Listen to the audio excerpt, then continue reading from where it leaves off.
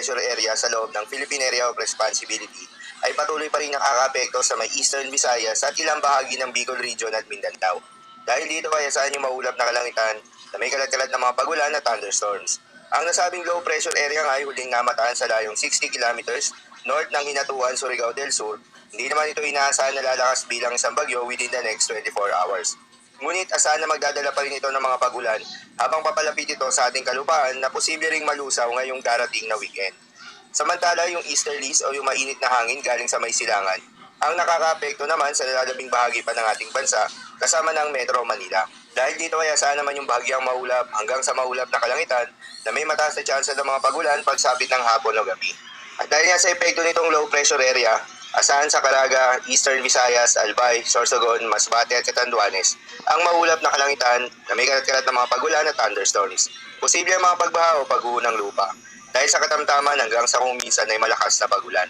Habang sa Metro Manila at nalalabing bahagi ng ating bansa ay asahan naman yung bahagyang maulap hanggang sa maulap na kalangitan na may kalat-kalat na mga pagulan o thunderstorms na dulot ng easterlies. Posible rin ang mga pagbaha o pagguho ng lupa during severe thunderstorms. Madalas nabobo ang mga thunderstorms na ito tuwing hapon o gabi na nagtatagal ng 1 hanggang 2 oras. Kaya naman ingat sa mga posibleng banta ng pagbaha at pagguho ng lupa, lalong-lalo na sa mga lugar na inuulan na noong mga nakaraang araw pa.